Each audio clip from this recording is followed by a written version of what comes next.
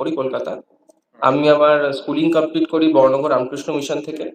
দেন আমি higher secondary pass করি BT road government sponsor থেকে। তারপর আমি বিটেক করি civil engineering Techno India Salt Lake main campus থেকে। দেন রানিং ইয়ারই আমি গেট ক্লিয়ার করে আবার মাস্টার্স শুরু করি এনআইটি দুর্গাপুরে স্ট্রাকচারাল ইঞ্জিনিয়ারিং নিয়ে। 2021 শেষ করি। তারপরে 1 বছর আমি একটা কনস্ট্রাকশন কোম্পানিতে এমনি সুপারভাইজিং ইঞ্জিনিয়ার হিসেবে কাজ করি। দেন 2022 আমি রিষড়া মিউনিসিপ্যালিটিতে ইন্টারভিউ দিই এবং ওখানে আমাকে একজন কন্ট্রাকচুয়াল সাইবার ইঞ্জিনিয়ার হিসেবে পোস্টিং দেয়। তো মানে আপাতত আমি সেখানেই কাজ করছি স্যার। কি টাইপের কাজ করতে হয়? স্যার আমাকে মেইনলি যে অনলাইন যে বিল্ডিং যে প্ল্যানগুলো সেগুলো সেইটার উপরই বেসিক্যালি কাজ করতে হয়। সেগুলোর সমস্ত স্ট্রাকচার বা সমস্ত প্ল্যানগুলো চেক করা যা যা আসে অনলাইন, প্লাস যদি মিউনিসিপ্যালিটির কোনো বিল্ডিং নতুন হচ্ছে সেগুলোর উপরে ইন্সপেকশন, তার ডিজাইন ঠিক আছে কিনা, ডিটেলিংটা ঠিক হচ্ছে কিনা, সেগুলো গিয়ে গিয়ে সাইটে চেক করতে হয়। আচ্ছা, তোমার তাহলে ওখানে তুমি 2022 থেকে আছো, তাই তো? হ্যাঁ স্যার, 22শে সেপ্টেম্বর থেকে। তো জুনিয়র ইঞ্জিনিয়ার জবটা অলরেডি একটা করছো, এখন আবার দিয়েছো পিএসসি? স্যার প্রথম কথা তো এটা কন্ট্রাকচুয়াল পোস্ট স্যার, এটা পার্মানেন্ট নয়। আর তার উপর সবসময় স্যার মানে আমার প্রথম থেকেই ইচ্ছা ছিল যে আমি স্টেট গভর্নমেন্টের মানে একটা জব করব একটা গভর্নমেন্ট অফিসার হিসাবে। এবার যেহেতু আমাদের পরীক্ষা সেরকম ফ্রিকোয়েন্টলি স্যার বেরোয় না, তো এটা বেরিয়েছে এবং এটা যথেষ্টই একটা প্রেস্টিজিয়াস পোস্ট, একটা স্টেট গভর্নমেন্টের সরাসরি ইঞ্জিনিয়ার বিভাগের পোস্ট, তো সেই কারণেই স্যার সেটার জন্য অ্যাপ্লাই করা।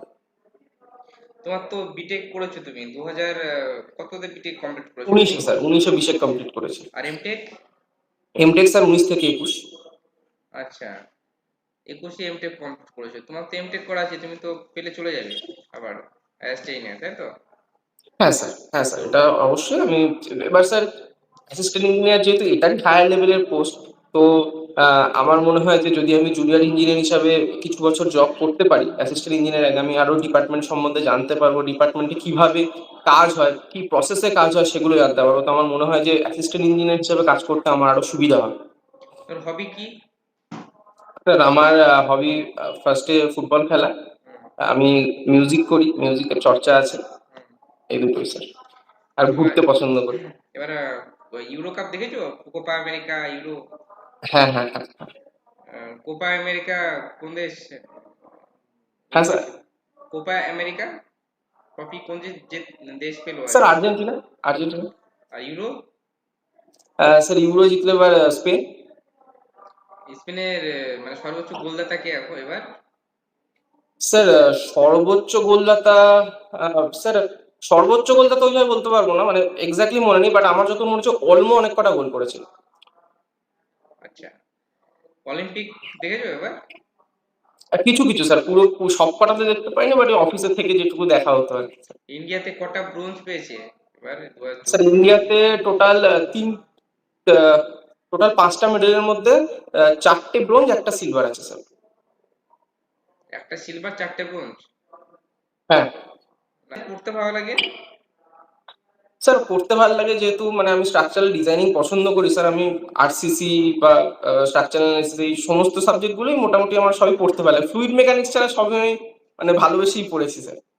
মানে ডিজাইন পার্টটা করতে ভালো লাগে, তাই তো? ডিজাইন পার্টটা পড়তে ভালো লাগে স্যার। আচ্ছা, ঠিক আছে।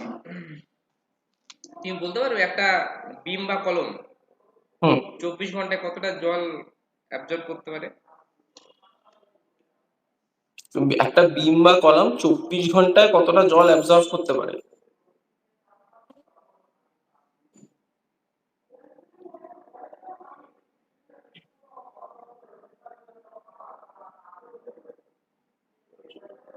এটা কি মিক্সিং এর উপর ডিপেন্ড করে যে কি টাইপের কনক্রিট তুমি করছো? স্যার মিক্সিং এর উপর ডিপেন্ড করে বলতে, হ্যাঁ স্যার, কোন গ্রেডের কংক্রিট করছি সেখানে হয়তো ডিপেন্ড করবে, যেমন ওয়াটার অ্যাবজর্পশন কতটা আসতে পারে।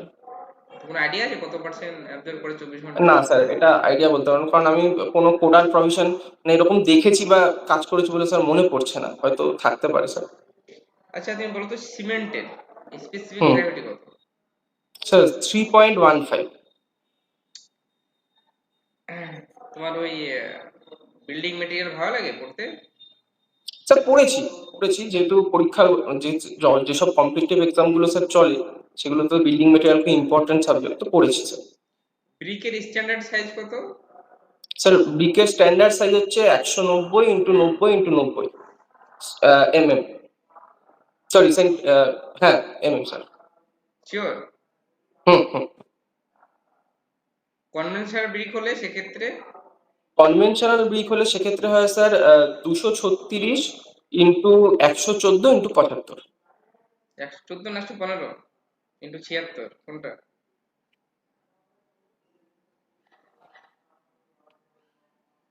236x115x76।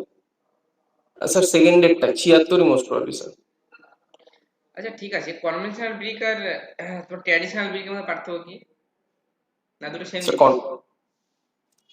স্যার মানে মেটেরিয়াল ওয়াইজ তো সেমই হবে, কারণ মানে যদি লাইট হয় এটাও লালিটি হবে, শুধু স্যার ওই ডাইমেনশনের ডিফারেন্স আছে। এইসি ব্লকের এবার নাম শুনেছো?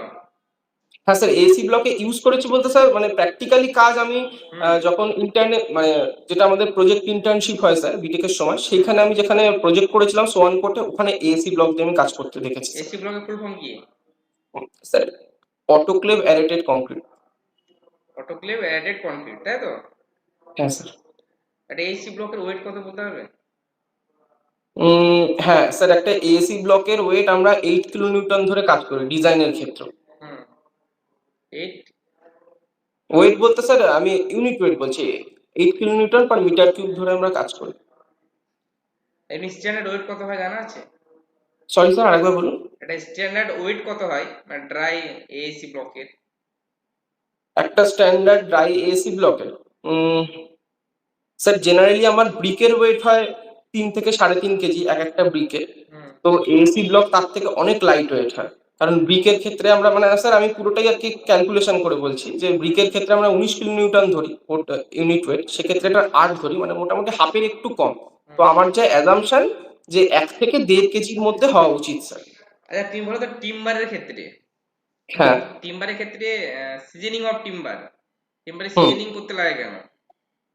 স্যার সিজনিং করতে লাগে কারণ টিম্বারের মধ্যে অনেক ময়েশ্চার থাকে স্যার, তো সিজনিং করতে লাগে তার ভেতরের ময়েশ্চারটাকে বার করতে, তার ফাইবার গুলোকে স্ট্রেনদেন করতে, কারণ ময়েশ্চারটা যখনই স্যার বেরিয়ে আসে তার কোর ওয়েট যেটা থাকে ওই ফাইবার গুলো স্ট্রেনদেন হয়, আর মানে মানে ওয়াটার মানে ও বেশি আর ওয়াটারে সাসেপ্টেবল হবে না স্যার, সিজনিং যত করা হবে তাকে। আচ্ছা বলো তো, বাকলিং অফ কলম বলতে তুমি কি বোঝো? স্যার বাকলি কলাম বলতে বোঝায় যে আমার কলাম যেহেতু মেইনলি আমার ভার্টিক্যাল লোড ক্যারি করে, তো ভার্টিক্যাল ওয়েটের ফলে কলাম মানে সাইডের মানে প্রত্যেকটা সাইডে যাতে ফুলে না যায়, সেটাকে বাকলিং অফ কলাম বলে, কোনো লোডের জন্য কলাম মানে ফুলে যাওয়া। কি করে অ্যানালাইসিস করে ওটা?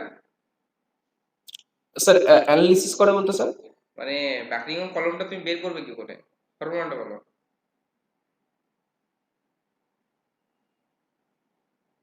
কলমের বাকলিং লোড বের করার ফর্মুলাটা কি বলতে পারবে?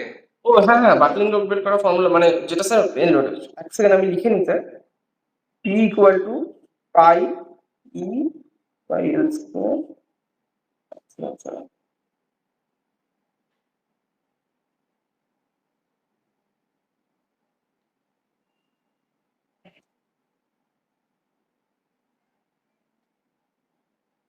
কি কি ফ্যাক্টরের উপর ডিপেন্ড করে বাকলিং অফ লোড অফ কলম?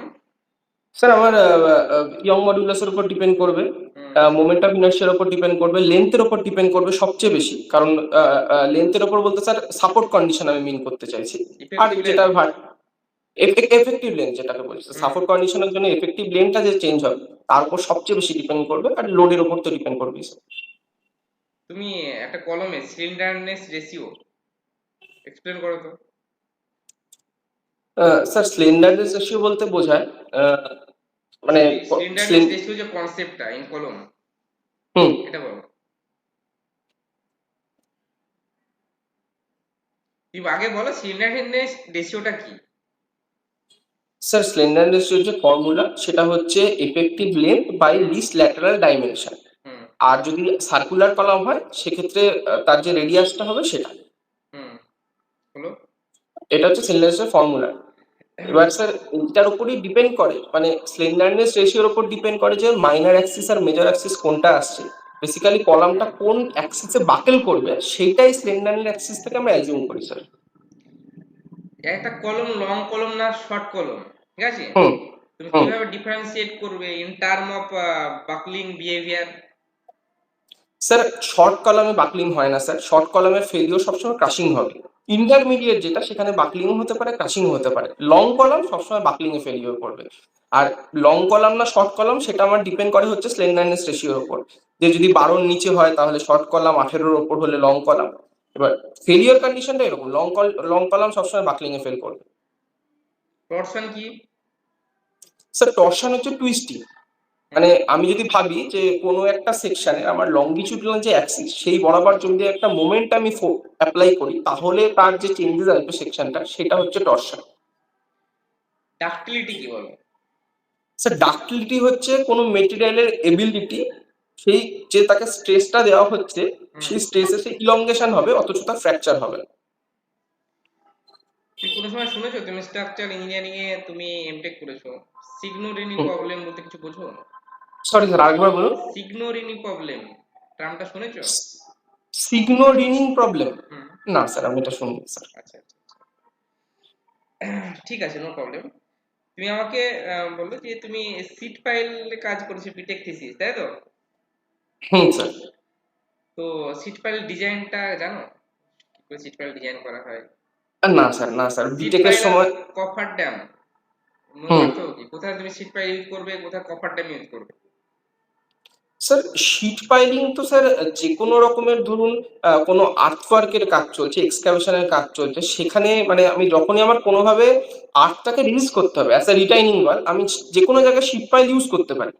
মানে সাপোজ ধরুন আজকে আমার একটা আন্ডারপাসের কাজ চলবে, সেখানে আমি শিট পাইল দিয়ে তার যে আর্টটা আছে উল্টো দিকের আর্টটা সেটাকে রেজ করার জন্য শিট পাইল ইউজ করতে পারি। হুম, বাট আমি যতদূর শুনছি কফার টাইম ইউজ করা হয় ধরুন কোনো ড্যামের রিপেয়ারিং চলছে বা ড্যাম হুম, নতুন করে তৈরি হবে, হুম, তার আগে কিছু দূর আগে আমার জলটাকে হুম। মানে ওয়াটারের ফোর্সটাকে কমানোর জন্য, বা যেহেতু আমার যখন আমি কনস্ট্রাকশনটা করবো ড্যামের আমার জল সেখানে প্রয়োজন নেই, তাই সেই জলটাকে আগে বাদ দেওয়ার জন্য কফার ড্যাম হিসাবে একটা টেম্পোরারি মানে একটা টেম্পোরারি স্ট্রাকচার হিসেবে কফার ড্যামটা তৈরি করা। ডাইরেক্ট স্ট্রেস আর বেন্ডিং স্ট্রেসের মধ্যে পার্থক্য কি বলো? স্যার ডাইরেক্ট স্ট্রেস নর্মালি কাজ করবে, বেন্ডিং স্ট্রেস সবসময় আর কি ট্রান্সভার্স অ্যাক্সিসে কাজ করবে। মানে নর্মালি যে ফোর্সটা অ্যাপ্লাই হবে তার জন্য আমি ডাইরেক্ট স্ট্রেস পাবো, আর বেন্ডিং স্ট্রেস আমি পাবো হচ্ছে যখন ট্রান্সভার্সলি কোনো ফোর্স কাজ করবে। কোনো হলো সেকশনের ক্ষেত্রে মোমেন্ট অফ ইনার্শিয়া কত হয় আর ফর্মুলাটা?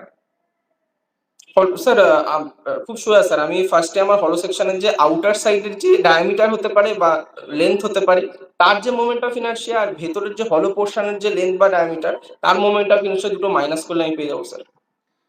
আচ্ছা, আরে তুমি বলো তো সার্কুলার ক্ষেত্রে কত হবে? আচ্ছা সার্কুলার আমার নর্মালি হবে মানে যদি সিঙ্গেল ডায়ামিটার হয় তাহলে হবে আমার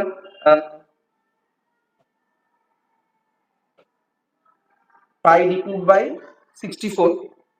তুমি ব্রিজের ক্ষেত্রে উইন্ড লোড ডিফেক্ট করেছো, উইন্ড লোডের কোডটা কত হ্যাঁ, বলতে পারবে? হ্যাঁ স্যার আইএস 875 পার্ট 3।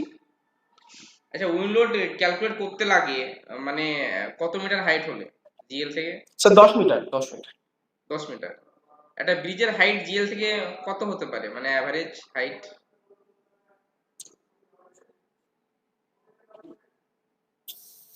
যে ব্রিজটা করেছিল সেটা অ্যাভারেজে কি ফাউন্ডেশন কি ছিল, ওয়েল ফাউন্ডেশন না পাইল ফাউন্ডেশন? সরি স্যার আরেকবার বলুন।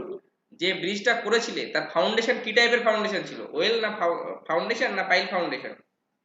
স্যার মানে যেহেতু আমরা যখন যে প্রজেক্টের উপর কাজ করেছিলাম মানে ফাউন্ডেশনের উপর অতটা মানে আমার নলেজ ছিল না সেই মানে সেই টাইমে সেই ব্রিজের কি ছিল কারণ আমাদের লাগেনি। তবে স্যার ওয়েল ফাউন্ডেশনই আমার মনে হয়, কারণ ব্রিজে তো জেনারেলি পাইল বা পায়ারের নিচে তো সেই ওয়েল ফাউন্ডেশনটাই থাকে বিকজ জলটা নিচে বার করতে হবে। এবার সেটা স্যার যেহেতু হংকং এর ব্রিজ ছিল সে কারণে মানে আমি যতগুলো পেপার সেই ব্রিজের সম্বন্ধে পড়েছিলাম মানে আমি এরকম ফাউন্ডেশনের ব্যাপারে কিছু পাইনি স্যার। কারণ ওই ব্রিজটা নিয়ে আগে যতগুলো পেপার হয়েছে সবটা উইন্ড এফেক্ট নিয়েই হয়েছিল। আচ্ছা, উইন্ড ইফেক্ট বেশি ভাইটাল একটা ব্রিজের ক্ষেত্রে না আর্থকুইক ইফেক্টটা বেশি ভাইটাল, তোমার কি মনে হয়? Sir wind effect. কেন?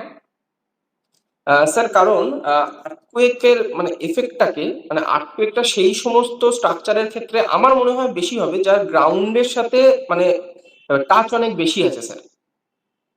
কিন্তু উইন্ডটা সেক্ষেত্রে বেশি হবে যেটা আর কি হাইটে আছে, মানে হাইট যত বাড়বে আমার উইন্ড এফেক্ট তত সিভিয়ার হবে। এবার যেহেতু ব্রিজের ক্ষেত্রে আমার শুধুমাত্র ফাউন্ডেশন পার্টটুকু ছাড়া কোনোটাই আর কি গ্রাউন্ডের সাথে ডিরেক্ট কন্ট্যাক্টে নেই, আমার মনে হয় আর্থকুয়েকটা ব্রিজের ক্ষেত্রে কম সিভিয়ার। আর্থকুইক লোড ক্যালকুলেশনে কোডটা কত?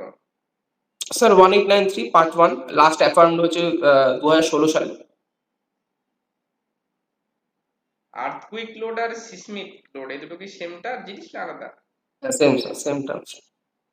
সেম জিনিস। আচ্ছা, উইন্ড লোড তুমি বললে যে উইন্ড লোড কত হলে মোটামুটি একটা ব্রিজ সেফ, মানে কতটা পর্যন্ত একটা ব্রিজ নিতে পারে, কারণ ব্রিজের তো নিজস্ব একটা সেলফ ওয়েট আছে। স্যার এইটা বলা খুব শক্ত, কারণ এমন অনেক এক্সাম্পল আমার কাছে আছে। যে সবচেয়ে বড় এক্সাম্পল হচ্ছে ট্যাকুমা ন্যারো ব্রিজ, যেটা ফার্স্ট উইন্ডের জন্য ফেল করেছিল। তো উইন্ডের ভেলোসিটির ওপর স্যার ডিপেন্ড করে না, পুরোটাই ডিপেন্ড করে আমার ব্রিজের রেজোনেটিং ফ্রিকোয়েন্সি কত, আর সেই উইন্ডের জন্য সেই ব্রিজটা কোন ফ্রিকোয়েন্সি ভাইব্রেট করছে। এবং হতেই পারে যে কোনো অ্যাসিমেট্রিক টরশনাল মোডে ফিফথ হোক মানে ফার্স্ট হোক ব্রিজ ফেল করতে পারে। কারণ আমার স্পষ্ট মনে আছে যখন আমরা ট্যাকোমা ব্রিজ নিয়ে পড়াশোনা করতাম, তো তখন স্যার ভেলোসিটি ছিল 19 মিটার পার সেকেন্ড, যেটা খুবই কম, কিন্তু তা সত্ত্বেও ওটা কোল্যাপস করে গিয়েছিল। তো ব্রিজের ওপর উইন্ড এফেক্ট মানে উইন্ডের ভেলোসিটি কত হবে তার জন্য ব্রিজ ফেল করছে এরকম কোনো মানে নেই স্যার, পুরোটাই ডিপেন্ড করছে ব্রিজ কি মোডে ভাইব্রেট হচ্ছে। আচ্ছা ঠিক আছে, তুমি আমাকে বলো যে একটা ব্রিজের ক্ষেত্রে, ব্রিজের ক্ষেত্রে তুমি একটা স্ল্যাব কাস্টিং করবে, তো কত গ্রেড কনক্রিট ইউজ করবে ওখানে? স্যার এটা আমার আইডিয়া নেই, কারণ আমি ব্রিজের ওপর স্যার কাজ করিনি, বাট মনে হয় M30-40 তো হবে, কারণ রোডের ক্ষেত্রেই আমার M40 নিচে করা হয় না, তো হয়তো ব্রিজের ক্ষেত্রে ঠিক আছে, M40 বা এম তার ফর্টি বেশি। দিয়ে তুমি করলে। সরি স্যার, আরেকবার বলুন। ঠিক আছে, তুমি M40 দিয়ে ব্রিজটা স্ল্যাবটা কাস্টিং করলে, ঠিক আছে। হুম। তো সেক্ষেত্রে M40 দিলে তোমার যে মানে বিশেষ করে যে সিমেন্টের কম্পোজিশন থাকে, ঠিক আছে, তোমার cement aggregate, fine course aggregate, fine aggregate, তাই তো? হুম। আর তোমার ওয়াটারের যে রেশিওটা থাকে, এর ওয়াটার সিমেন্ট রেশিওটা কিভাবে কাজ করবে যেমন বোঝাও। স্যার ওয়াটার সিমেন্ট রেশিও কাজ করবে বলতে স্যার মানে সিমেন্ট বেশি স্যার দিলে আমি ভালো না ওয়াটার বেশি দিলে ভালো, কি মনে হয় তোমার? স্যার অবশ্যই সিমেন্ট বেশি দিলে ভালো। সিমেন্ট বেশি দিলে, ধরো সিমেন্ট যেটা অ্যাজ পার ডিজাইন মিক্সে যেটা ধরা হয় তার থেকে তুমি বেশি সিমেন্ট হ্যাঁ। দিয়ে দিলে, সেটা কি ইফেক্ট না করতে স্যার, পারে ব্রিজে? না সেটা তো স্যার বেশি দেওয়া যাবে না, কারণ আমার সিমেন্টের মানে ম্যাক্সিমাম সিমেন্ট কন্টেন্ট সবসময় লিমিট করা থাকে আমার পড়ে। কত আছে ম্যাক্সিমাম লিমিট, কত করা আছে 450 ক্ষেত্রে, M40 ক্ষেত্রে? স্যার চারশো সাড়ে কত দেখি, M40 ক্ষেত্রে স্যার ওরম ভাবে এক্সাক্ট ভ্যালুটা মনে নেই, 450 কেজি বোধহয় আছে 450 পার মিটার। কেজির উপরে কি সিমেন্ট দেওয়া যায় পার স্যার মিটার না না per sir, M cube? Sir M³ sir, 1 M³ না স্যার দেওয়া যায় না, কারণ 450 কেজি স্যার মোস্ট প্রবলি আমার যতদূর করে মনে পড়ছে যে আন্ডার বাটাং কনক্রিটের ক্ষেত্রেও 450 কেজি অব্দি ম্যাক্স লিমিট করা আছে, তার বেশি বোধহয় নেই স্যার। তার বেশি দিলে কি সমস্যা হবে? স্যার অনেক রকম সিমেন্ট, আমার সিমেন্টটা ইউজ করা স্যার জলের সাথে ওয়াটার ইউজ করার মানেই হচ্ছে আমার হাইড্রেশন করানো। তো 450 কেজির বেশি সিমেন্ট দিলে মেবি এটাই পসিবল যে হাইড্রেশনটাই কমপ্লিট হবে না স্যার, ফাইন বেশি হয়ে যাবে। মানে সিমেন্ট যত বেশি হবে স্যার ফাইনের কোয়ান্টিটি বাড়বে, এবং ফাইন যত বেশি হবে স্যার মানে স্ট্রেংথও বাড়বে, বাট তার পরিমাণ মতো যদি জল না থাকে, প্রপার হাইড্রেশনে না হলে আমি প্রপার স্ট্রেংথটাই পাবো না। ফিউচারে কি সে কনক্রিটটা ক্র্যাক হয়ে যেতে পারে? স্যার হতে পারে স্যার। আচ্ছা তুমি বলো তো, M25 গ্রেড কনক্রিটের ক্ষেত্রে তুমি ওয়াটার সিমেন্ট রেশিও কত ধরবে, কোড কি বলছে? স্যার M25 তো ওয়াটার সিমেন্ট রেশিও, এক সেকেন্ড স্যার, M25 হচ্ছে আমার মডারেটের মধ্যে পড়ে, সিভিআর থেকে M30 মডারেট, তো এটা আছে স্যার 0.5 আছে আরসিসির ক্ষেত্রে ম্যাক্সিমাম ওয়াটার সিমেন্ট রেশিও। আর M20-র জন্য? M20-র জন্য ওটা যেহেতু মানে ফার্স্ট যেটা ওটা আছে 0.55, 0.55 থেকে শুরু হচ্ছে, তারপর 0.5, 0.45, আবার 45, দেন 4, লাস্টে 4 অব্দি 0.4 আছে। ভুল বলছো না তো? এম না স্যার ঠিক টোয়েন্টি বলছি। ফাইভের জন্য বললে 0.5, হ্যাঁ স্যার। তারপরে 0.45 হবে, তাহলে এম না ফিফটিনের স্যার, জন্য কত? মানে এটা স্যার আমি এই হিসাবে বলছি কারণ আমাদের কোডে মানে IS 456 এই সিভিআর এর জন্য আমার মিনিমাম সিমেন্ট গ্রেড এই কংক্রিট গ্রেডটা M30 আছে, তার জন্য লাগে মানে 0.45, 0.45 হচ্ছে maximum water cement ratio limit, তার উপরে স্যার বেশি ওয়াটার সিমেন্ট রেশিও লাগে। আমার স্পষ্ট মনে আছে। ঠিক, ফার্স্ট অপশন কি দেবে চয়েস সিটে? Sir PWD, obviously PWD sir. Second? Second sir irrigation. এবার যেখানে একটা একটা সয়েল পুর কন্ডিশন আছে সেখানে তুমি একটা হাইওয়ে কনস্ট্রাক্ট করবে, কি করে সম্ভব? ফার্স্টে তো আমি সয়েল টেস্ট করবো স্যার, মানে মাত্র যদি সেখানে ব্ল্যাক কটন সয়েল থাকে, তাহলে মানে যেখানে আমার স্টেবিলাইজেশন পসিবলই নয়, সেক্ষেত্রে আমাকে পুরো সয়েলটাকে স্যার পুরো চেঞ্জ করে বড়পিট থেকে সয়েল আনতে হয়। একটা এমন যদি হ্যাঁ রোড করতে গেলে সয়েলের তোমার সিভিআর কত নিচে হওয়া যায় না? স্যার 12% মনে হয়। সাবগ্রেড সিভিআর ভ্যালু কত হতে হবে? নট লেস দেন কত?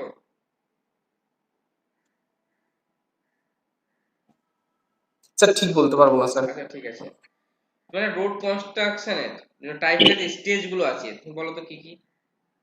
স্যার আরেকবার বলুন স্যার, কি কি ডিটেলস? একটা রোড কনস্ট্রাকশনের ক্ষেত্রে যে টাইপিক্যাল যে স্টেজ গুলো আছে পরপর, সেটা বলো। আচ্ছা স্যার, ফার্স্টে তো ম্যাপ স্টাডি, দেন রিকোয়েনসেন্স, তারপরে preliminary survey, then detail survey. আর ইন ফিল্ড যদি বলি কি কি লেয়ার থাকে একটা রোডস এর হ্যাঁ ক্ষেত্রে? স্যার, ফার্স্টে আমার নিচে সবার আগে আমি ক্রস সেকশন ওয়াইজ যাচ্ছি স্যার। কাটলে আমি নিচে সবার নিচে সাবগ্রেড পাবো, যেটা ন্যাচারাল সয়েল অপটিমাম ড্রাই ডেন্সিটিতে আছে। তার উপর থাকবে, যদি ফ্লেক্সিবল পেভমেন্ট হয়, তার উপর থাকবে আমার জিএসবি বা গ্র্যানুলার সাববেস ড্রেনেজ লেয়ারের জন্য। হুম তার উপর থাকবে বেস কোর্স, হুম। তার উপর থাকবে আমার বাইন্ডার কোর্স, তার উপর থাকবে আমার ওয়্যারিং কোর্স। এবং বেস কোর্স আর বাইন্ডারের মধ্যে থাকবে স্যার আমার প্রাইম কোট, বাইন্ডার আর ওয়্যারিং কোর্সের মধ্যে থাকবে আমার ট্যাগ কোট, এবং ওয়্যারিং কোর্সের উপর আমার সিল কোট থাকবে। তুমি ডিজাইন স্পিড অফ হাইওয়ে কিভাবে ডিটারমাইন করবে? Sir design speed of highway sir আমি ডিটারমাইন করবো যে 98 যে পার্সেন্টাইজ যে স্পিড আছে সেই গ্রাফ থেকে স্যার। সুপার এলিভেশন কি? Sir super elevation super elevation হচ্ছে আমরা যখন কোনো হাইওয়ে যখন যাচ্ছে, তখন যদি আমার কোনো কার্ভ আসে যেখানে আমার হাইওয়েতে কার্ভ প্রোভাইড করতে হবে, তো সেক্ষেত্রে আমরা যদি হাইওয়েটা সেম মানে পুরো হাইওয়ে দুটো লেনে আমি যদি সেম আরএল এ রাখি, তাহলে এরকম পসিবিলিটি থাকে যে কার্ভটা নেওয়ার সময় আমার গাড়িটা যেহেতু সেন্ট্রিফিউগাল ফোর্স তার মধ্যে মানে অ্যাপ্লিকেবল হবে, তো গাড়ি আউটার ওয়ার্ডসে ছিটকে যেতে পারে। তো সেটা যাতে না যায়, সেই সেন্ট্রিফিউগাল ফোর্সটাকে কাউন্টার করার জন্য আমরা রাস্তার আউটার ব্যাংকটাকে তুলে রাখি কিছুটা। তো সেই যে আমরা যে আর মানে এক্সট্রা আরএলটা প্রোভাইড করি, এক্সট্রা যে লেভেলটা প্রোভাইড করি, সেটাকে সুপার এলিভেশন বলে। সুপার এলিভেশন তুমি একটা রাস্তার করবে, সেক্ষেত্রে তুমি ধরো সাপোজ তোমার রিজিড পেমেন্ট হচ্ছে, সেক্ষেত্রে সুপার এলিভেশন মেনটেন করা আর ফ্লেক্সিবল পেমেন্টের ক্ষেত্রে কোনটার ক্ষেত্রে তোমার ইজি হবে? কোন পেমেন্টের ক্ষেত্রে সুপার এলিভেশন মেনটেন করা ইজি হয় আর কি? লে ফর রোড কনস্ট্রাকশন তুমি যখন লে লে করবে, তোমার কি মনে হয়? স্যার আউটার আমার আউটার এজ টু ইনার এজে তুমি যে সুপার এলিভেশনটা দেবে, যে কোন টাইপের পেমেন্টের ক্ষেত্রে সেটা ইজি হবে, মানে সেটা তোমার সাইটে জানা আছে? স্যার মানে আমি ঠিক মানে মানে ভাব ওই দিকে ভিজুয়ালাইজ করতে পারছি না স্যার। মনে হয় রিজিটের ক্ষেত্রে ইজি হওয়া উচিত, কারণ যেহেতু সিমেন্ট নিয়ে কাজ, মানে সেখানে আর কি অনেক মানে সাইডে সাপোর্ট ফাপোর্ট দিয়ে বা অন্য কোনো কিছু করে হয়তো সুপার এলিভেশন প্রোভাইডটা করা ইজি হবে। শিওর? না স্যার, আমি ভিজুয়ালাইজ করতে পারছি না। আচ্ছা ঠিক আছে, তুমি আমাকে বলো যে ইরিগেশন ইঞ্জিনিয়ারিং এ হুম। ক্যানেল ক্যানেল জানো তো ক্যানেল সিস্টেমটা? হ্যাঁ স্যার। Design principle of canal system বলতে পারবে যে ডিজাইন স্টেপ গুলো কি কি ক্যানেলের? স্যার মানে মানে লেসি থিওরি অনুযায়ী কেনেডি বা লেসি যে কোনো যেটা latest theory, as per latest theory. Sir as per latest তো কেনেডির পর লেসি বার করেছেন। তো ডিজাইন প্রিন্সিপাল বলতে স্যার লেসি আর কি তিনটে বেসিক ফর্মুলা দিয়েছে, তিনটে ইন্ডিপেন্ডেন্ট ফর্মুলা আছে, বাকি সব ফর্মুলাগুলো সেখান থেকেই ডিরাইভ করা হয়। তো লেসি বলেছে যে মানে লেসির অ্যাকর্ডিং টু লেসি স্যার তিনটে রিজাইমে কন্ডিশন হতে পারে, রিজিম কন্ডিশন। একটা ট্রু রিজিম, একটা ফাইনাল রিজিম, আর একটা বোধহয় পার্মানেন্ট রিজিম। তো মানে ডিজাইন প্রিন্সিপাল বলতে মানে ট্যুরিজম স্যার সেটাকে বলছে যেটা আর কি মানে একটাই সিঙ্গেল স্লোপ থাকবে, এবং তার ডিসচার্জ সিল ডিসচার্জও কনস্ট্যান্ট থাকবে, তার ভেতরে যে ডিসচার্জ হবে ওয়াটারে সেটাও কনস্ট্যান্ট থাকবে। পার্মানেন্ট রিজাইম বলছে স্যার পার্মানেন্ট না, ফাইনাল ডিজাইন যেটা বলছে সেটা হচ্ছে স্যার তার মানে যা যা থাকে পেরিমিটার বলুন বা স্লোপ বলুন এগুলো সমস্ত কিছু ভ্যারি করতে পারে, বাট আলটিমেটলি তার যে আউটপুটটা মানে ডিসচার্জ সেটা কনস্ট্যান্ট থাকবে। এটা কেন লাইনিং করতে হয় কেন? স্যার কয়নার লাইনিং করতে লস মানে প্রথম কথা লসটাকে জন্য, প্লাস তার যে ব্যাংক আছে তার প্রোটেকশনের জন্য।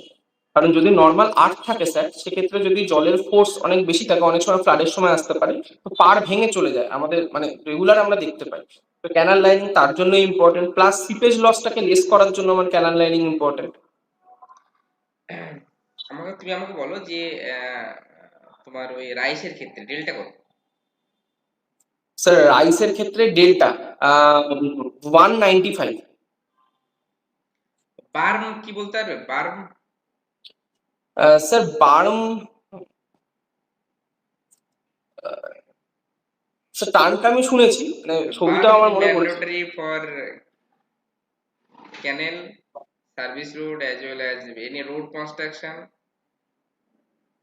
বলো। স্যার বাম সাইডে একটা টেম্পোরারি একটা ছোট স্ট্রিপের মতো রাস্তা দেওয়া হয়, রাস্তা ঠিক বলবো না, এটা মানে ছোট স্ট্রিপ প্রোভাইড করা যেটাকে বাম বলে, সেটা বেসিক্যালি মানে যতটা আমি শুনেছি কিছুটা স্টেবিলিটি দেয় আর কি।